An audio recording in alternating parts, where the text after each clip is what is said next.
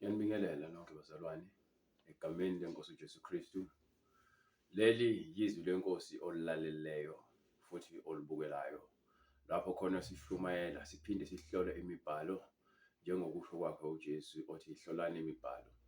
So kulabo bazalwane abathanda ukuhamba nathi kulolu hambo, abathanda ukuxhumana nathi, sinayo indawo ka-WhatsApp, igroup lapho khona sihlanganyela khona, futhi-ke sihlele ney'ndlela zomkhuleko ukuze senze lokho okufunwa yizwi.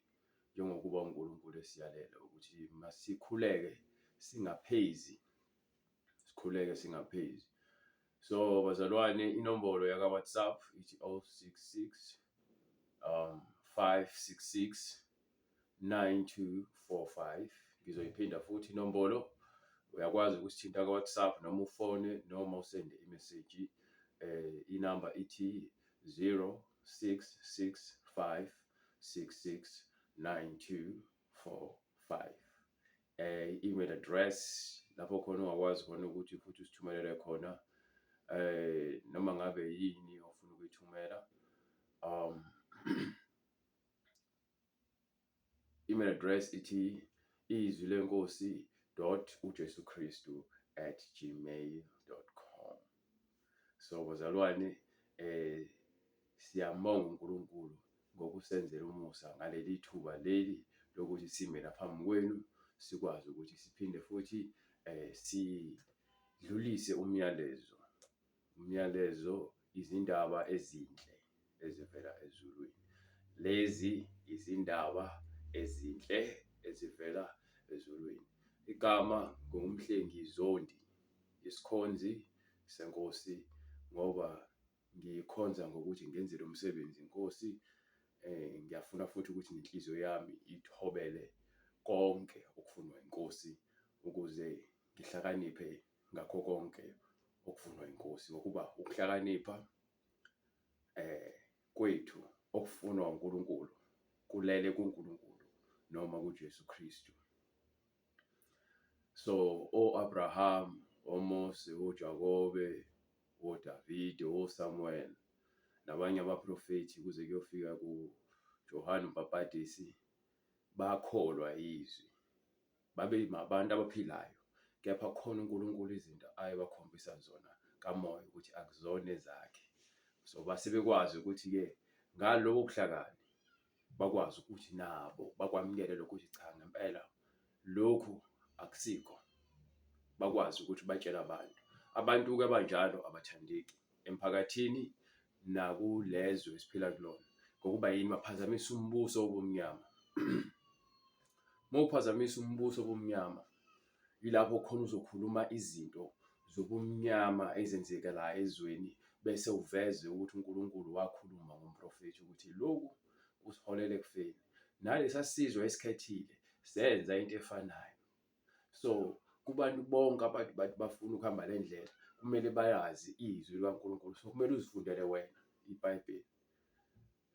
Umsebenzi wami ukuthi ngikhuthaze wena ukuthi ufunde iBhayibheli lakho ukuze mase ngikhuluma ngey'ndaba zaseBhayibhelini noma kuthiwa ngiliphethe iBhayibheli, kepha wena uNkulunkulu ngoba umoya oyingcwele uyaphila kuwena. Ngithi phela umoya oyingcwele sibona kanjalo, akakwazi umoya oyingcwele ukuphila kuwena ungalazi izwi lakhe.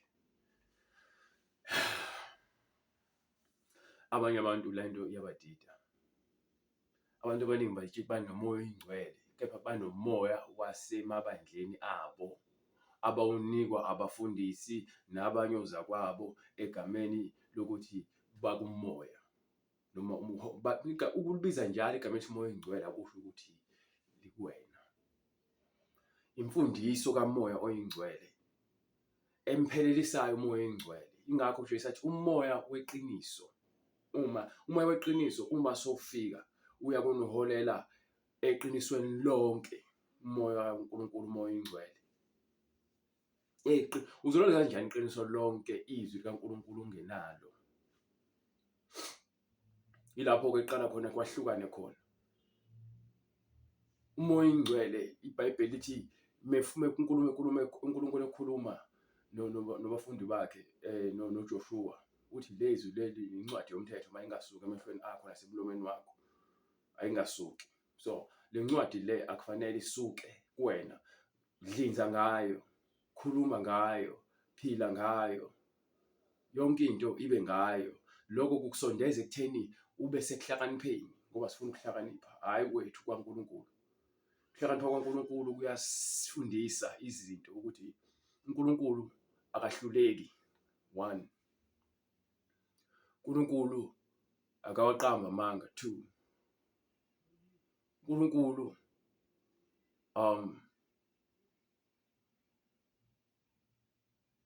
akanayo inzondo ngomuntu amdalile. So sesibuya-ke ngokukamoya manje, sifuna lokukhuluma lokuhlakanipha lokho. uNkulunkulu izinto angazenzi, akahluleki, akawaqambi amanga, futhi uNkulunkulu konke akushoyo kuzokwenzeka. Ngiyayithanda-ke leyo ukuthi konke akushilo kuyenzeka. So konke akushilo kumanje njengoba ngikhuluma nje kuyenzeka umhlaba wonke jikelele. Konke akushilo uNkulunkulu kuyenzeka. Uthi ngezikhathi ezizayo, ngezikhathi zokugcina kuyokufika izikhathi ezinzima lapho abantu bayokuzithanda bona, abantu bangahloniphi, abantu babe abantu abathanda imali, bathanda ubumnandi, bathande impilo ephambili. Uthi abanye babo banesimo sokumesaba uNkulunkulu, kepha amandla kaNkulunkulu awaphelelisiwe kubona. Ngoba bavuma ngomlomo ukuthi bayamazi, kepha ngemisebenzi bayamphika. So uyabona-ke manje ukuthi lento yokuhlakanipha kukaMoya Oyingcwele iza ngokuthi wazi izwi lakhe, then izwi lakhe liyakugada endleleni, ungagadwa yimina. Mina ngizoba ngikhuluma nje, uma uMoya Oyingcwele ephila kuwena, uyazi ukuthi uyakhuluma uMoya Oyingcwele. Ngoba izinto engizikhulumayo zike eBhayibhelini. Ukhuluma ngencwadi yeZakhe, ukhuluma ngencwadi yamaHubo, ukhuluma ngencwadi yaDuteronomy, ukhuluma ngencwadi yaJoshua, ukhuluma ngencwadi yaSamuel yokuqala, yesibili, yamakhosi, ukhuluma ngencwadi yaMalaki, uHabhakhukhi, o-Amos, ukhuluma ngoMalaki. So ngena kwiTestament Elisha sekugcwaliswa-ke lo mthetho nabaprofethi ukuthi nakho konke uNkulunkulu ade kufundisa ngabaprofethi, eqala kuMose emnika umthetho ukuthi abatshele abantu ukuthi lokhu ekumele kwenzeke, lokhu kumele kungenzeki. Uma kwenzeka wenza lokhu, nakho ekumele ukwenze. Uma umuntu enza lokhu usone kakhulu, lo muntu umbulaleli ngokuba uzoba imbewu embi phakathi kwenu. Khona izono zethu besizenza sikwazi ukuthi sihambe siyozicelela intethelelo. Kepha uyabona lesono lesokuthi umuntu akhonze ngosuku olungcwele, kuthiwa akagxotshwe ngamatshe noma ashiswe. Noma isono sokuthi umuntu kuthiwa uNkulunkulu athi mayiqalekisile umuntu into aphinde ayithathe kuyona. Uletha ukungcola phakathi kwebandla, lo muntu lo ontshontshile. Yayizwa loo nto. Ingakho loya muntu esekhishwa sekuthiwa akayogxoxwa nomndeni wakhe wonke-ke manje, ngenxa yesono sakhe sokungcolisa ibandla negama likaNkulunkulu, ukuthi phakathi kwaNkulunkulu khona amasela. Yayizwa loo nto leyo. So ukuhlakanipha lokho okwaziyo ukuthi zonke lezi zinto lezi ziyenzeka. So loya mthetho loyo ngempela ubusibulala ngokwenyama ukuthi mengitholakala ngiyindoda, ngilala la yindoda, kufanele ngigxotshwe ngamatshe, ngilengiswe emthini. Do you understand? Ngoba yini siyafundiswa ukuthi kulo mphakathi uNkulunkulu awakhayo wabantu abafuna ukuphila ngokulalela yena, kunezwi ekumele bahambe ngalo.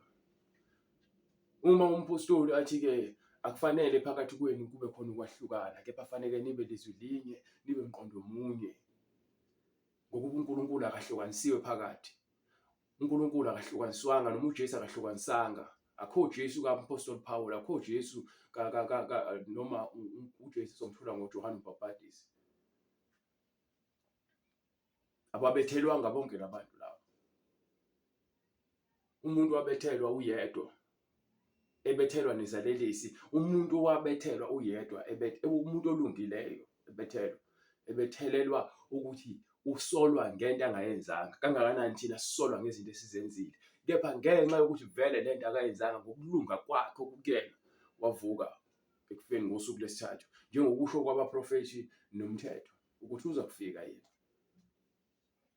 Uyafakazwa Isaya kakhulu ngoJesu ukuthi uzofika yena, afike futhi awugcwalise umthetho, asifundise indlela yokuphila emphakathini wabangcwele, ukuthi into ebalulekile inhliziyo yakho ukuthi mayigezeke ngezwi. mayazi izwi likaNkulunkulu inhliziyo yakho, ngoba uvele ufuna siphile ngokuthi singalandeli amagama amabandla, singalandeli imithetho yabantu, sihambe ngezwi. Yayizwa loo nto leyo? Siphiwe izwi likaMoya Oyingcwele, labantu asebelisaba ukukhuluma ngalo, banamahloni.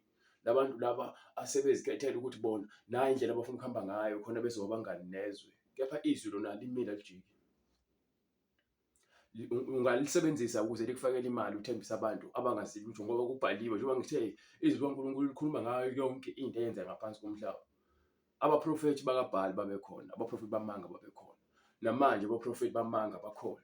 Yingakho abantu begijimela ukuya kulaba baprofethi bamanga. uJesu Kristu wakhuluma ngabo, wathi bazokufika abaprofethi bamanga badukisa abaningi bayokhubeka bawe okholweni.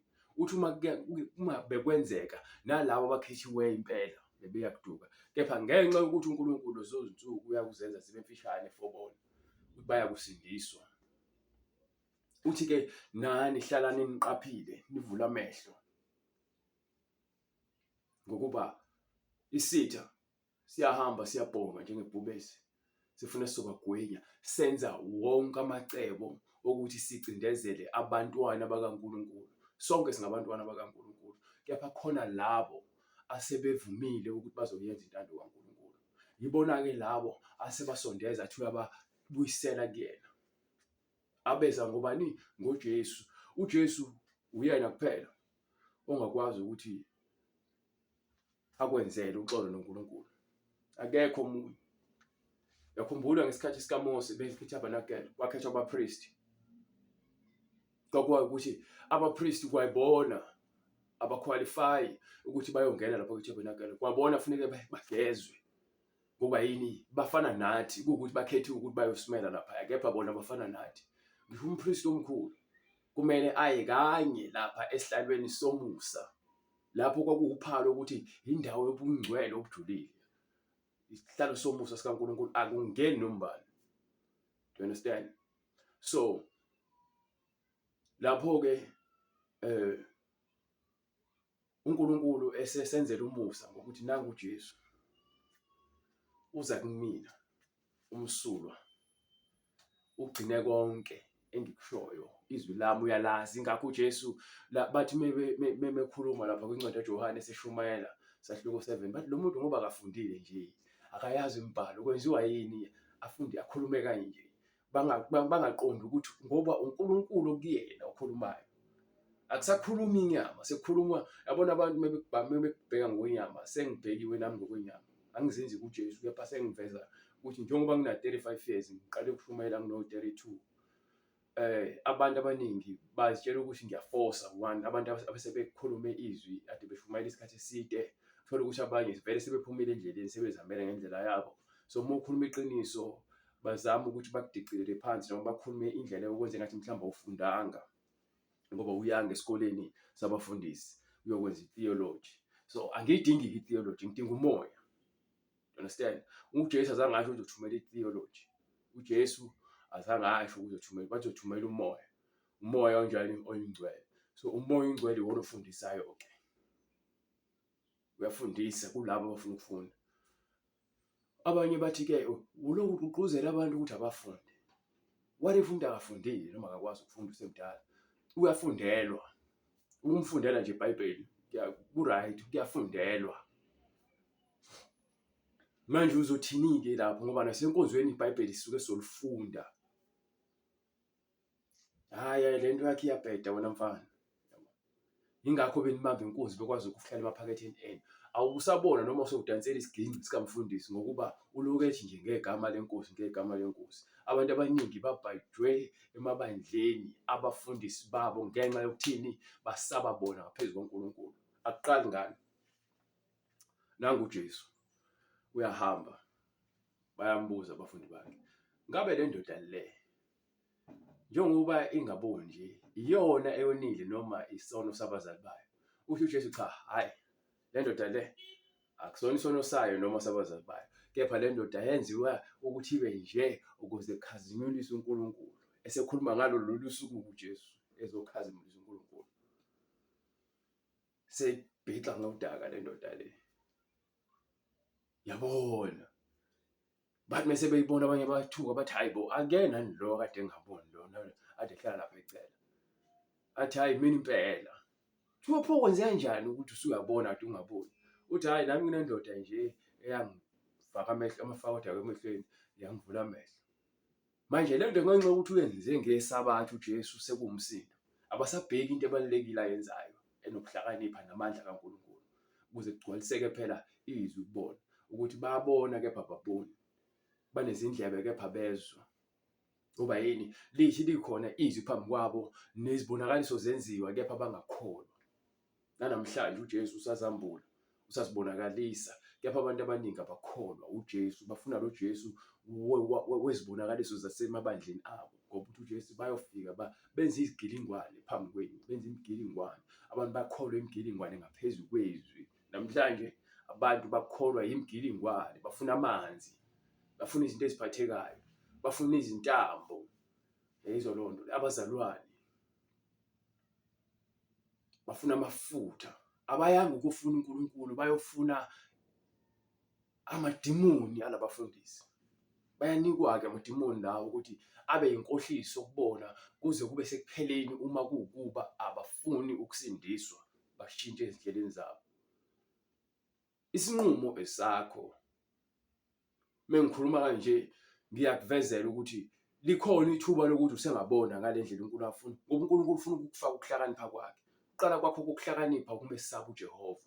Uqala kwakho ukuhlakanipha kumesaba uJehova. Laba abaphila ngokuhlakanipha kwaNkulunkulu izinsuku zabo ziyanda ezweni ngokuba yini abahambi ngokwenyama ngokuzethemba bona kepha bahamba ngoNkulunkulu obanike indlela yokuphila bamethemba yena. Nje mase behleli kuyena bemethemba wayesethi uNkulunkulu ke nami ngizohlala nani ngibe ubaba wenu ngiphinde futhi nginizalele umama wenu ngokuhlakanipha nibe nosisi. Ukuhlakanipha isiphiwo esivela kuNkulunkulu. Usathane uphila kumina enyameni. Usathane unamandla la kumina enyameni. Ingakho kuthiwa ngigada inhliziyo yami ngoba usathane wakhohlisa inhliziyo yomuntu wayenza yaduka uNkulunkulu. Kangakanani ukuthi usathane akeke abe namandla kuwena. Kepha usathane wakwazi ukukhipha izingilosi ezulwini. Benguyimi wawisa uEva engadini. uEva uyawa ngenxa yokuthi walalela umoya wenkohliso. Njengoba naye sefaka umoya wenkohliso kumkhwenyana wakhe uAdam. So sangena esonweni sonke ngoba umuntu oqala azange azakwazi ukuhlonipha nokulalela uNkulunkulu. Sangena esonweni. So uma uJesu ekhuluma nalabantu laba ngokuthi ke lo muntu usemvula amehlo egcineni useyathi ke ngize ukuzovula amehlo ezimpumputhe bese kulabo ababonayo bahlale beyizimpumputhe. Futhi kunabantu abazitshela bayazi kakhulu abahula amabandla noma bama-leader nabantu abafundile kakhulu batshela bayazi uthi labo ngenxa yokuthi batshela bayazi bazohlala beyizimpumputhe. Sekunabantu abafunayo uNkulunkulu ngenhliziyo zabo abangabona abashoyo abavumayo ngomunye wabo ngiyavuma ukuthi angazi lutho Nkosi ngisize usuku nosuku ngivuselele ngihole ngikhombise indlela ngifundisa ukubona ngifundisa ukuzehlisa ngifundisa ukuthanda ngifundisa ukuxolela. Ngiyavuma ukuthi ngumuntu ongaphelele ngiyadinga ukupheleliswa ukuze ngibe nokuhlakanipha kwakhe impilo yami ibe nokuthula. Ngifundise ukuthi ngithembeke. Ngifundise ukuthi ngihambe ngokuqonda kuzona zonke indlela zami. Ngifundise ukuthi ngikwazi ukukhuluma amazwi akho nakwabanye abantu abe ukuphila alethe ithemba alethe abantu kuwena ukuthi bavuseleleke izimilo zabo inhliziyo zabo zivuseleleke bazibone ukuthi bangabantu bosiza abadinga ukwempathiswa beze kuwena ubafake ingubo emhlophe ethi qhwa.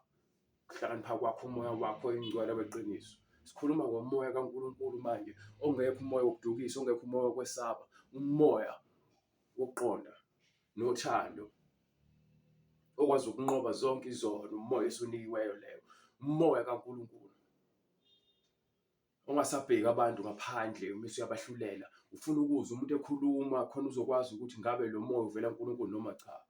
ngoba thina sigude ekutheni sifuna ukubheka abantu ngaphandle bese sikhulume ngabo singaboni ukuthi nathi sesiyafana nabantu abahlebayo. Into ebekumele siyenze ukukhuleka. uJesu akafikanga la wazokhomba abantu ukuthi lo ogqoka kanje ukuthi ugqoka kanje ukuthi no. uNkulunkulu ukwazi ukulungisa umuntu ngaphakathi mase yashintsha ngaphakathi umuntu afuna ukuhlonipheka ngokuba yini usiyakubona eBhayibhelini ukuthi kukhona lo ukuthi umuntu ongcwele fanele aziphathe kanjani. Not ukuthi usufuna ukuthi lo muntu engazange afundiseke nangoJesu usuzomfunza loyo nto ngoba wena wazi ukuthi enkonzweni yakho kukhulunywa ngaloyo nto njalo. Anisashumayeli ezinye izinto senishumayela into eyodwa. Abantu esontweni noma enkonzweni sabantu abayizahluleli bahlulela njalo. I've been there. Abantu abanabo ubudlelwane noJesu, abantu abanabo ubudlelwane nabanye abantu, but ubudlelwane babo bakhiwa esisekelweni sokuthi wena uphetheni, wena unani, hhayi ngoba kukhona ubuntu. Bahloniphana ngokwezigaba ngokwezikhundla. uJesu lento ayikhulumayo yathi-ke ungahloniphi umuntu ngokuthi uyini. Lo moya-ke sowuphila phakathi kwethu, umoya lo osusibusa emabandleni. Ukuhlakanipha kwaNkulunkulu kubekwe eceleni. Ukuhlakanipha kwaNkulunkulu nje ukutshela ungahleki, ungabulali, ungenzi komunye umuntu into ongeke uthande ukuthi yenziwe kuwena. Ukuhlakanipha kwaNkulunkulu lokho. Ungamzondi, ungamambeli iqhubu naye akaqondi wenzani. Ukuhlakanipha lokho.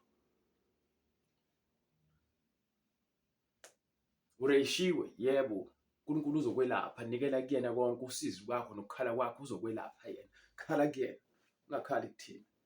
Ungablame futhi uNkulunkulu ngoba uNkulunkulu ngeke ukusize ukumblame kwakho. Uma ufuna ukuthi akusindise sinikele kuyena inkosi. Ngoba yenzeka leyo nto ukuthi uNkulunkulu sesiyamblame sisakwazi nokucela kuyena ukuthi nje sizehlise. Sesibona ngazi ukuthi sifanele ukumthuka kanti uNkulunkulu kufanele ngabe uyasebenza kuthina. Into ukuthi thina simbambele iqhubu uNkulunkulu. Akukho ukuthula kwababi ngokuba kugcwele ubumnyama kuphela. So ukuze sigezeke kufanele sivume ukuthi Nkosi, nabona manje sekungaphezu kokuqonda kwami. Yabona manje sekungaphezu kwamandla ami. Konke okwenzakalayo Nkosi anginawo amandla okukulawula. So ngikunikela kuwe Jesu wami. Ngicela ungisize ungithwalise. uNkulunkulu ufuna abantu ingakho kuthiwa umduduzi, ungumelaphi, uyinyanga ngokuba uzolapha. Ayikho into enamandla njengezwi elikaNkulunkulu elilaphayo, elilapha inhliziyo eziphukileyo. Ungazi ukuthi uzodlani, kepha athi-ke nawe. Ungazi ukuthi uzolalaphi, athi nginawe. Uhambile waboshwa wagwetshwa iminyaka ungenacala, kepha athi nginawe. Awena owokuqala oboshiwe ungenacala. Wona futhi owokugcina. Joseph waboshwa engenacala. uSathane uyasebenza mekubona ukuthi ubhajisiwe amandla kaNkulunkulu. Ayikho into angayenzi kuwena ukuze uJesu ungezumazi. So ngesikhathi uJesu efike ezokukhulula khona ungaphakathi ngoba suke sekuboshwa umzimba kodwa umphefumulo wakho usukhululiwe uthatha uJesu. Yaqala impilo yakhe iguquke. Shintshe manje uzokhululeka. Ubone ukuthi angisaboshiwe mina manje. Babopha umzimba kepha umoya wami ngeke bawubophe ngoba soboshwe emazulwini. Uboshwe noJesu. Ngiyisiboshwa sikaJesu. Ngifuna ukuba isiboshwa sikaJesu ngimuzwe phila kumina. Hayi ukuzenzisa, cha ngimuzwe phila kumina, not for abantu. Ngimuzwe nje ukuthi Jesu phila kumina. Ngiyamuzwa. Izwi lakhe ngiyalizwa liyaphila kumina. Angisaziphileli mina manje. Usuku nosuku ngiyabulawa, inyama yami iyangitshela manje yena-ke awubuke nje noma ividiyo yocansi, awubuke lo muntu wesifazane nje ucabange ngaye. Uyamkhumbula noma wakwenzani? Uyakhumbula ukuthi wena kwenzakalani kuwena? Ingakho nje uhlupheka ungenalutho, ingakho izinto zakho zinzima. Uyabona ukuthi-ke uSathane ungikhumbuza izinto ezizongilethela usizi noma injabulo yesikhashana. Lezo zinto lezo ngizothi mase ngizenzile kuzodlula. indawo engizobe ngisele kuyona iyona ndawo ewumaka, ngisele ekukhanyeni noma ebumnyameni, ngabe ngisele othandweni noma ekuhluphekeni, ngabe ngisele endaweni yosizi noma endaweni yokuthula. Menginalezwi leli ngiyawenza amaphutha ngumuntu, kepha menginalezwi leli ngithi wena zwi phila kumina, bulala lento efunwa inyama yami, ibulale ngaso sonke isikhathi. Ngenze nginike izinto ekumele ngizenze, Moya Oyingcwele ngihole, ngikhombisa indlela ekumele ngiyihambe. Ngisondeze kubantu ofuna ngibe seduze kwabo, ngisondeze kubantu ofuna ngibe seduze kwabo, then ngiya kubantu lapho uMoya Oyingcwele afuna ngibe seduze kwabo, ngoba uyena ongiholayo. Uzongitshela futhi bakhuluma kanjani abantu bakhe, baphila kanjani abantu bakhe. Akudingi ukuthi kuze kube yibandla, cha, ngikhuluma ngabantu nje, abantu bakaNkulunkulu mina, ongamthola noma ikuphi emgaqweni, ungazange uzuze enkonzweni, ungafika enkonzweni ungatholi noyedwa. Ngokuba yini? Emabandleni akusakhulunywa impilo njengoba sikhuluma izwi, ukuthi izwi kaNkulunkulu lifuna kube khona ubuntu phakathi kwethu. Ingakho lithi phendukani, alisho ukuthi wena osungcwele sowungcono kunalo ongekho ngcwele, cha. For wena nje usengakhishwa. Uyabona into, inhliziyo iyona nto eyisikhubekiso sakho empilweni yakho ngaphambi kokufika kwaSathane. Sathane mase kukhuluma izwi liyakufakazela, sekukhuluma uNkulunkulu athi-ke inhliziyo ingumkhohlisi futhi yimbi. Inhliziyo ingumkhohlisi futhi yimbi. So uSathane uhlala kuphi enhlizweni yomuntu? uJesu ufuna ukuhlala kuphi enhlizweni yakho? So ukuze kuhlale uJesu la, kufuneke wena uqale uvume ukuthi inhliziyo yimbi, vuma ukuthi uSathane mumbi, vuma uSathane ukuthi mumbi. Mekwavuma uSathane mumbi, then uJesu uyaqala, uyazongena, uzosebenza. Mongakuvuma ukuthi uSathane mumbi, uJesu muhle, uJesu ungukukhanya, uSathane ngobumnyama, uzoba nenkinga ngoba uzongazazi. Kufanele uqale uthathe isinqumo, ukwazi ukwahlukanisa. Awukwazi ukuhamba uyobhabhadiswa ungazange wahlukanise. Uyahlukanisa ngoba yini? Uyashunyayezwa, utshela ukuthi uSathane imisebenzi yakhe inzondo, ubufebe, ukuphinga, ukuhlabela izithombe, ukukhonza izithombe, amadoda alalana nabodwa, abantu besifazane abalala nabodwa, abantu abalala bengashadile. Imisebenzi kaSathane ukuhleba, ungabi nalo iqiniso, ukuqhatha abazalwane, ubufakazi endabeni zabanye abantu, ukufakaza amanga endabeni zabanye abantu, ufakaza amanga. Umzalwane angafakaza amanga. Uma ubona ukuthi leso simo ukwazi ukuphila ngaphansi kwaso, phuma lapho, phuma. Ngoba yini? Uyasindisa wena, ngoba umzalwane uyamtshela ukuthi lokhu angihambisani nako, 1, umtshele 2, angihambisani nako, then phuma. Isho njalo iBhayibheli, incwadi yakaThithu ithi umzalwane umtshela okokuqala nokwesibili, okwesithathu mali, nomkhuzi engezwa. Uyayibona lento? So ukuhlakanipha ngingakuvezela eBhayibhelini, incwadi yama-Ezaga, qala nje kusahluko 1 kuze kuyophuma kusahluko 31, ekhuluma ngokuhlakanipha. Iyasivezela ukuhlakanipha ukuthi ize ithi kufana nowesifazane oyisiphingikazi, nalo olandela yena uzihambisa ekufeni. So lo othanda ububi obuze nenjabulo yesikhashana uzisolo kwaphakade uma engaphenduki, kepha lowo othanda ukubambelela ekuhlakanipheni kaNkulunkulu khona kumdlulisa ezindleleni noma ezindaweni ezinzima. Kepha uNkulunkulu uyamsindisa ngokuba yini? Unamathele ekuhlakanipheni kaNkulunkulu. Lowo ukuphila kwakhe kunokuthula ngokuba uqonda izinto ezinzima kunalo okhethe injabulo nendlela yesikhashana. Indlela nenjabulo yesikhashana konke kunesikhathi sakho, konke kunesikhathi sakho. Kepha lokhu kaNkulunkulu akunasikhathi okwaphakade, ngokuba vele uNkulunkulu waseqaleni impilo ayeyabele umuntu ukuthi aphile impilo enokuthula. So wena usungaphakathi-ke enkonzweni othi uyakhonza, uthi lapho khona ohleli khona khulunywa iqiniso, kwenziwa impho wena uqhubeke uhlale ebufebeni, ungafuni ukuthi udedele ngoba usulamukela iqiniso. Yini ekwenza kube nzima? Ngokuba akukhali kubaba ngokwanele. Kumele ukhale, kumele ucele umkhuleko, kumele ukhombise ukuzisola. Wena owenza kabi, ukhombisa ukuzisola ukuze usindiswe. Insindiso ivela ngokukholwa.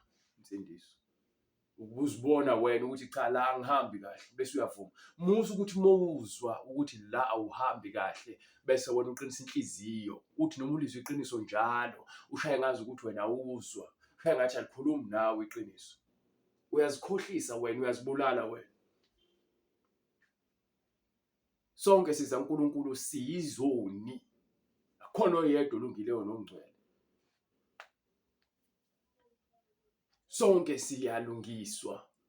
Uyena ozobe sahlulela ukuthi ekulungisweni kwethu ngabe silungiswe ngokuphelele yini. So methi ibani ngcwele kusho ukuthi fundani kuyena. Funda kuyena. Mawukuthi ukwenza konke okufunwa uyena, hallelujah, glory to God kuwena. Ngokuba yini uyaphumelela, kepha ungakulinge uphakame ngalokho. Uzitshela ukuthi usungcono kunabanye abantu ngoba wena wenza konke okufunwa uNkulunkulu. Cha. Wena umsebenzi wakho ukuthi ube yisisebenzi uqale phansi uyofundisa labo abangazi. Mawukuthi bungayazi indaba. Umsebenzi wakho uqala phansi ke manje. Hamba ufundisa labo abangazi uyoba isibonelo. Khona ukukhombisa ngempela ukuthi ukwenza konke okufunwa uNkulunkulu. Jesu Kristu uyinkosi bazalwane.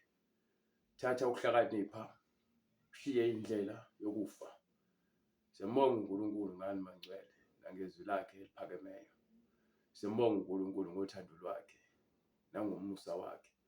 Sithi Jesu Kristu uyinkosi aphile kithi kuze kube phakade. Ithi incwadi ezenzo sebekuzwa konke base behlabeke ezinhliziyweni. Base besho kuPetro nakubanye abazalwane, kubanye abapostoli, madoda abazalwane, yini esiyakuyenza? Sebelizwile izwi lisebenza ngaphakathi. So basethu-ke uPetro, phendukani. Guquka kuzona zonke indlela zakho ozihambayo nemicabango yakhe engalungile. Phenduka. Ungakhathazeki ngokuningi uNkulunkulu uza kuhola, uza kusingatha. Phenduka yilowo nalowo ophendukayo abhabhathiswe egameni likaJesu Kristu. Kukho ukuthothelela kwezono khona niyokwamukeliswa isiphiwo sikaMoya Oyingcwele. So uphenduka ngene emanzini ugcwaliswa ngoMoya Oyingcwele. Isiphiwo-ke lonto ayidayisi, awudingi isandla sami, udinga uMoya Oyingcwele. Bonke abantu abafuna ukubhabhadiswa baza kusithinta imininingwane kuyinamba ne-email address engikushiyile nasekuqaleni kwenkonzo baza kusithinta khona. uNkulunkulu ekuvumile siphinde sibonane ngokuzayo. uJesu Kristu uyinkosi bazalwane, sizovala ngomkhuleko. Nkosi uJesu sinikela kuwe le nkonzo, sinikela kuwe uNkulunkulu wangodumo lwakho, amandla nobukhosi, igama lakho madumiswe njalo kuze kube phakade. Siyacela uNkulunkulu wena ukuthi uhambise lo myalezo enhliziyweni zalabo ababizile nalabo uNkulunkulu ekumele bezwe. Siyacela Baba ukuthi ubasindise abantu bakho babuyele ekhanyeni, bahambe ngendlela yokukholwa kuze kupheleliswe uthando neqiniso kuwe. Ngegama leNkosi uJesu Kristu, ngamandla onke kuze kube phakade. Amen.